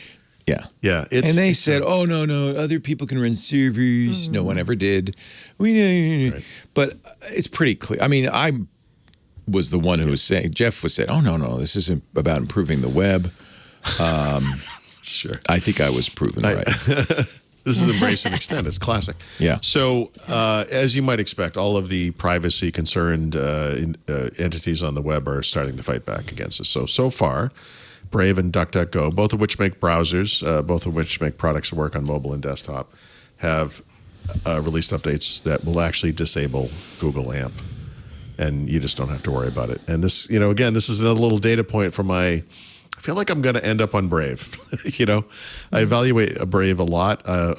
This is a big move for Brave. I'm really grateful to them for doing that. Yeah. So it's smart. A little closer to home, I actually had forgotten this until we were recording the show. A couple weeks ago, I was using the HP Spectre 14 that we were just talking about, the X360 14. I use this upstairs on the bed sometimes. I'll just lay on the bed and use it for an hour or so. And I noticed I couldn't. I was in the middle of doing a bunch of different stuff. When you're using your laptop, lying on bed, are you lying on your stomach with your heels behind you, just kind of kicking back and forth? Yeah, that's exactly right. Okay. And actually, I have a princess phone in one ear, and then a furry bathrobe, silk. All right, Photoshop assignment, everybody. All right, go ahead. Yeah, that's exactly it. Yeah. And I couldn't click or touch, because it's a touchscreen. I tried both. Anywhere in the lower right corner of the screen. And I'm thinking, like, what is? I thought the screen was going bad. I said, this is it. I have this weird hardware problem. So to work around it at the time, because I had a lot of stuff going on, I would, if I had to click down there, I would actually resize a window so that the corner of the window wasn't down in the corner of the screen, and then you could click on it fine, and it was fine. I'm like, okay, well, I'm gonna have to deal with this at some point, but I will just work around this for now. And then I guess it was Monday morning, Brad called me on Teams. And Teams puts up the little notification down in that bottom right corner, and I'm clicking on it, and nothing's happening. You can tell you mouse over it, the mouse cursor doesn't change. It's not, something was wrong. And I realized, wait, this is the same problem. So I Googled it. And this has been a problem in Windows 11 since they released it. Microsoft has never acknowledged it, let alone tried to fix it, but it's still there. And the workaround, I guess, and this is just classic, IT crowd classic, Crash Explorer. If you just crash Explorer and rerun it, .exe. Is that a sysinternals program? No, I'm sorry. This is like File Explorer. Like you crash the Windows shell.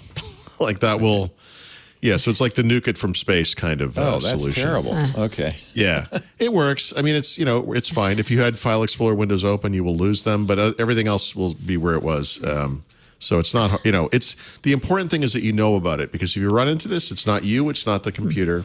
It's kind of like Task Manager on steroids. Well, you would use Task Manager. Yeah, I actually I didn't write the script. I found a script online. I can run it. Will crash and then rerun Explorer. Yeah. So it's just killing Explorer basically. Yep. Yeah. So and this is way, in mainstream, here's an image of right? Paul with his laptop. That's exactly yeah. My phone is pink. That's close. Go ahead. So this is a mainstream builds you're this talking about? Yep. It is? I've never had it, luckally, but now I will. No, it's not. I'm not saying it happens to everyone 100%. No, I was just curious, because now I'm like, Well, it's the type of thing, when it happens, it's like anything else. Then you become an expert in it, and then you look it up and you'll realize this is happening everyone to all else kinds of does people. it too. Yeah. Two equal time, Apple has had a very similar problem with Monterey. A program called Windows Manager has a memory leak, and suddenly you'd be using your M1 Mac, and it'd say you're out of memory, and you'd go to their equivalent of Task Manager, which is called Activity Manager, and they're eating 270 gigabytes of memory or something. Yikes. Is it Finder or something? Yeah, I think it's like it's very similar to this Explorer thing, and you just kill it. It relaunches itself, and you're good to go. Yeah. So Windows, it doesn't relaunch itself, so you have to rerun it. That's why you need the script. Yeah, well, but if you run into this, first of all, you can crash. So, by the way, not to keep beating this to death, Windows 11 makes everything harder, right? It's just everything is extra steps. So if you run Task Manager, usually back in the day, actually, there it is again. Actually, interesting. I was going to say Windows Explorer typically appears in the apps section at the top, but the day I did this, it was not there. And you go down below, there's background processes, yada, yada, yada. It goes on and on and on. Actually, it's really going on and on. And then below that is Windows processes, and you go way to the bottom of that. This is literally the bottom of the entire display. You'll find Windows Explorer in there. But it's not there now. It's at the top. So that took a long. It's probably based on a sort, right? I mean, you're sorting by CPU maybe now, or no. This is just alphabetical. So they group them by apps, background processes, and Windows processes. Okay. Actually, it's back in apps. So maybe that was part of the problem. But if you want to rerun Explorer, which you do, you also do that from Task Manager. So you do File, Run New Task. Explorer.exe is already filled out. Is it a service or no? It's just an app. It's an app. It's an app. It's an app and a service, really. I mean, honestly, it's but both. I'm sure it has. Well, it has a ton of. It's hybrid. It must have a ton of extra stuff. Anyway, this just if it ever happens to you, try to remember this. It's not hard to figure it out, but it threw me for a little. I really thought I had a hardware problem the first time. And presumably they'll fix this, although they did not on last Tuesday. That's hilarious. It's funny that you think that. They haven't even said it's a problem. Yeah. Microsoft has never acknowledged. I've never heard about it. No. Yeah. Has it happened to you, Mary Jo? No. No. But Now it will, though. Now that we've talked about it, it will. Yeah, but if it does, just if it comes up. Yeah. I'll be like, hopefully what was you'll that remember. trick? EXE something. It's the rebooting your computer, by the way, should also work. That'll because work. Explorer Okay. I'll restart it. Yeah. Shut down, restart, that kind of thing. Yeah, Lisa's. It's funny. I can't tell her this is the wrong thing to do because it isn't. But last night she said my printer every once in a while won't print, so I reboot, and it prints. Yeah. I said that really shouldn't make any difference at all, but it does. Yeah. So I reboot. If anything's wrong, I'm like reboot. Reboot. We all just see what it's happens. the first thing the conditioned. IT department Just will try. tell you is have you turned it off and on again? It sounds dumb, but it usually works. It is dumb, but it does work. But it works. Yeah. Yep. It works. Yeah. Reboot. It does. The reason I did so, I told you this had happened on the Spectre, so why didn't I just reboot that? Because, like I said, that thing actually had a lot of stuff going on, and those things that were going on, it was downloading a bunch of videos, and I couldn't reboot. I needed that stuff to finish. But I needed to do stuff. I'm trying to interact with something in the bottom corner of the window. I had to, like I said, I resized it because I needed to keep the thing running. Yeah. So that could be a problem. But if that's a problem, you can kill Explorer without. Actually, would that kill the file downloads? Probably not. I didn't do it on that computer. Anyhow. Yeah. Okay. And then the app pick of the week is I obviously use, or maybe not obviously, but I do use OneDrive. I like OneDrive. OneDrive is kind of neat because you can get a terabyte of storage across multiple accounts if you pay for Microsoft 365 personal or family, right? And that's what I do, and I have it out for actually multiple years, so it's neat, and I do all my work stuff through there. But I have been experimenting lately with Chromebooks and Linux, and I got to tell you, not super excited about the solutions I found for getting OneDrive working on those computers, and so I started looking around at different cloud storage things. There are third-party solutions, obviously, like Dropbox or Box, but I also have a lot of Google storage, like through my Google account, because my work pays for that. And so I thought, that's interesting. I actually have more storage in Google than I do in Microsoft. I should look at that. And so I tried, just for the first time in years, I installed the Google Drive desktop client on this computer here. And I have to say, it works pretty good. I like the way it integrates with the file system because you get a drive for your Google Drive, like in File Explorer, under Drives, which I think is neat. They also put a shortcut to it in quick access, meaning you can unpin it and get rid of it if you don't want it there. Whereas the OneDrive thing is basically just pinned in the navigation pane. There's nothing you can do about it unless you really know there's a way to get rid of it, but it's a little complex.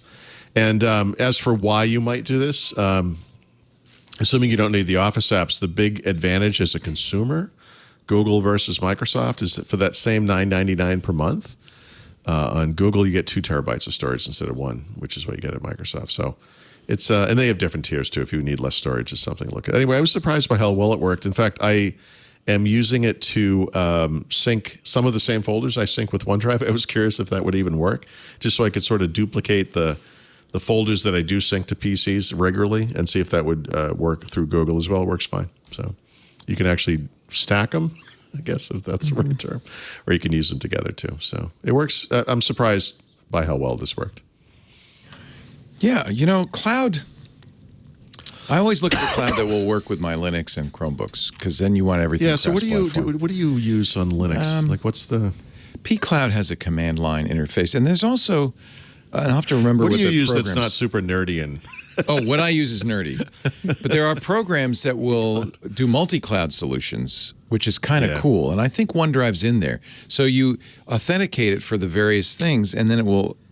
I'm not a big... I don't like associating my cloud storage with companies I'm not clear of. Although I have certainly tried that in the past too, yeah. I don't know. I think the Google Drive solution is good. Do they have a command line for Linux, though? No, probably not. I don't know. Sorry.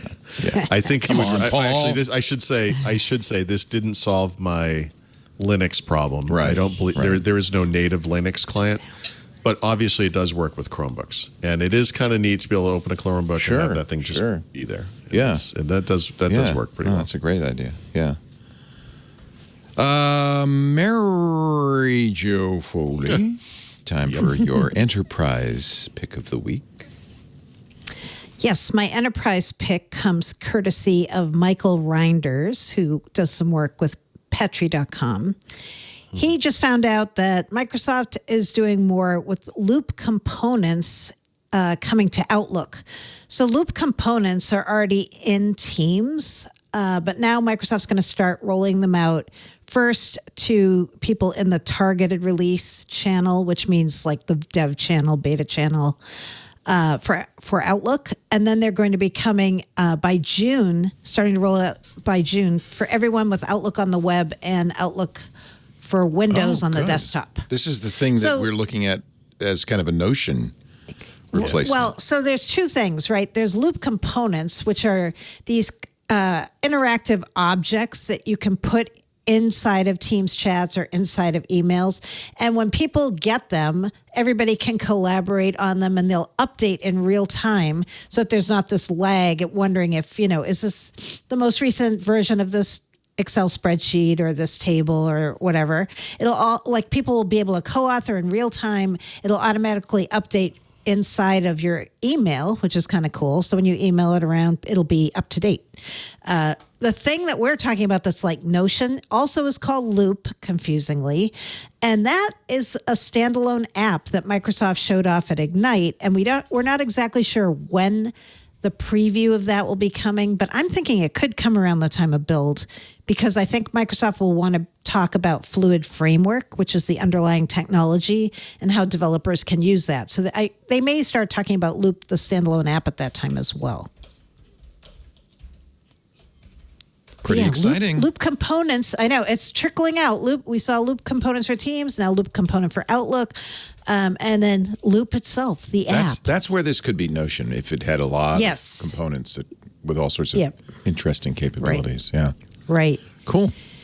And then I just wanted to remind people, next Tuesday, Microsoft Q3 fiscal 22 earnings will be happening. So, of course, we'll be talking about it on the show next week. Next Wednesday, our world-famous Learnings episode. Earnings are learnings. Learnings from earnings. Yep. Right. How about a code name?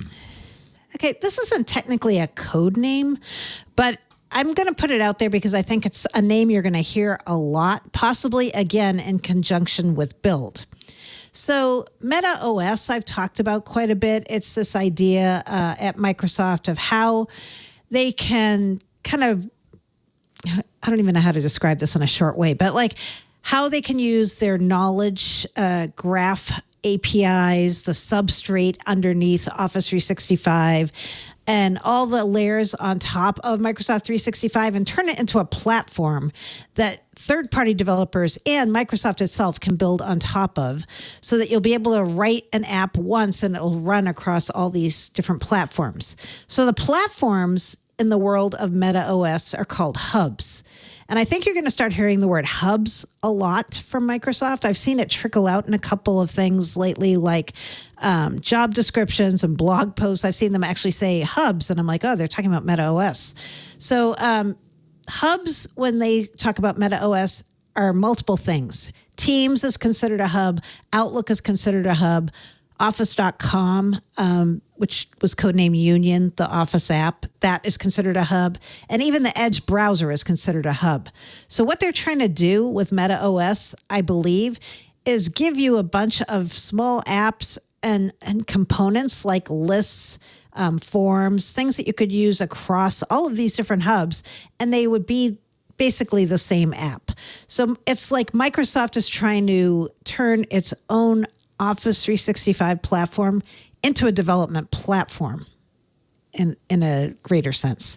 So I think a great place for them to talk about Meta OS would be Build. They've been super secretive about it. They never will even mention it. Like if you bring that term up, they're like, we don't know what you're talking about. But yeah, it's been something they've been working on for years, right? And it's in people's job descriptions on LinkedIn. I mean, it's not really a secret. So yeah, I think now would be a good time for them to start explaining this a little better, especially because it's a developer play, and it would be very good for third-party developers to know about it. And Build would be the place to do it. It would. Yeah. It would. Yeah. I think that's kind of interesting. You know, Microsoft made its name as a platform company, right? With Windows. Did. Right. Yeah. And there's always this tension between Microsoft providing the components and third parties providing the components. Exactly. Yep. And yet, Microsoft now is so varied and widespread and big.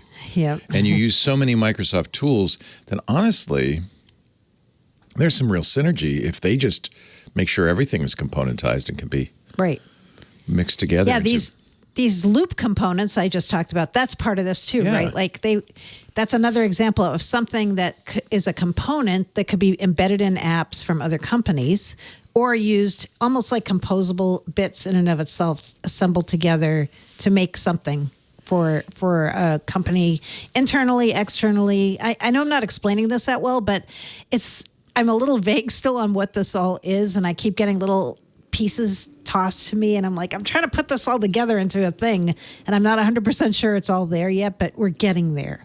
Meta OS. You're going to hear that term. I wonder if they're not rest. Go ahead. Sorry, go ahead. I was just going to say, until we can collaborate on the show notes in the metaverse. In the metaverse, without legs, the three of us. Exactly. Right.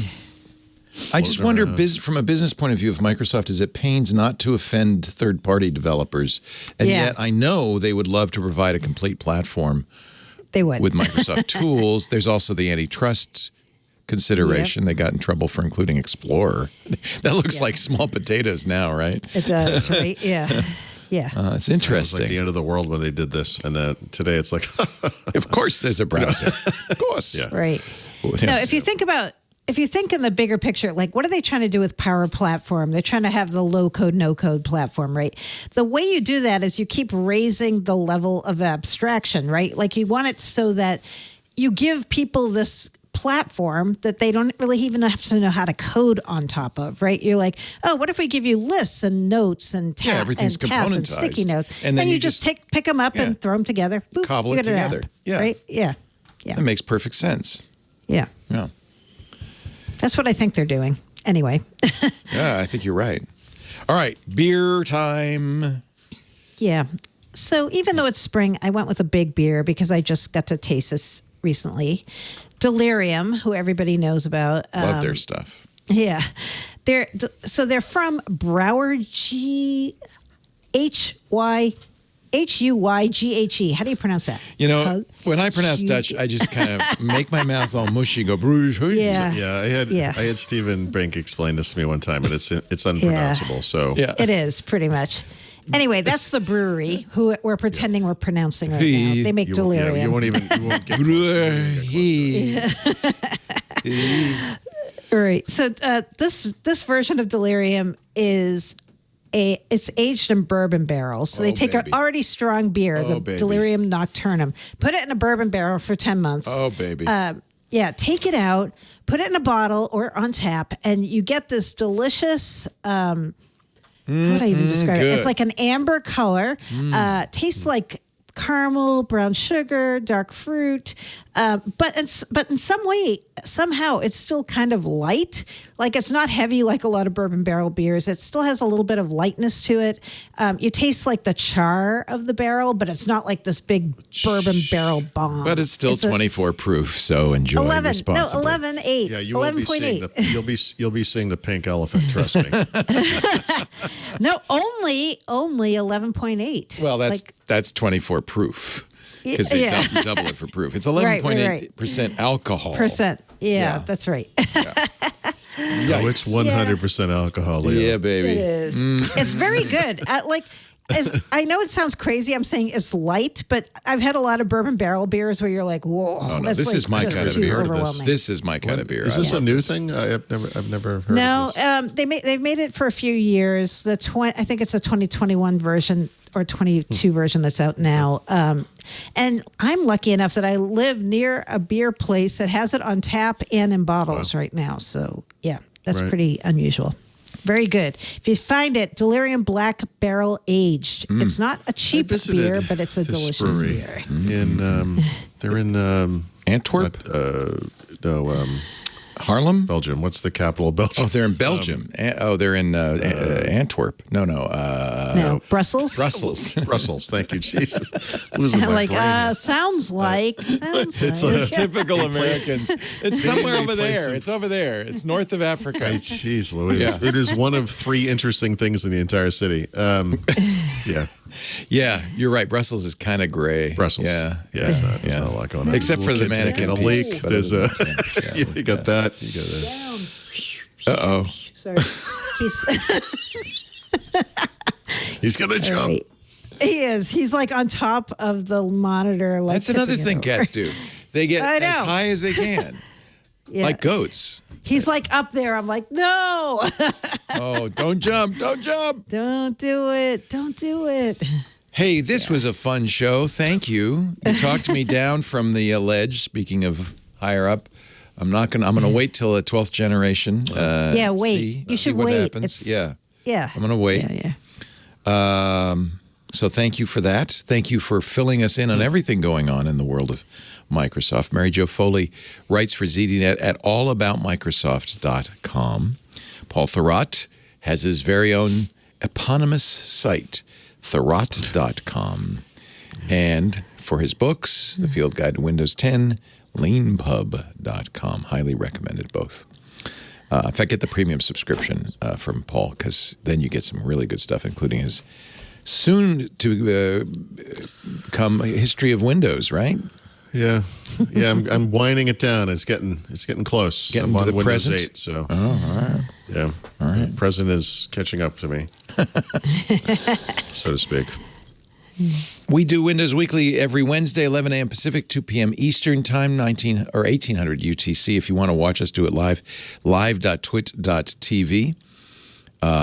There is a chat room. You can chat live at irc.twit.tv. Of course, if you're a member of Club Twit, you get your very own spot. Animated GIFs and all. The Discord is happening. Very hot. And we love it. And we love having you in there. You Club Twit members are very important to us. $7. It keeps sriracha in coffee and cat food. $7 a month gets you access to ad-free versions of all of our shows. You can also get into He's the like, Discord. time for snacks. Time for snacks. Time for snacks. This is my favorite one. Wait, you're from Belgium? I know, that's good.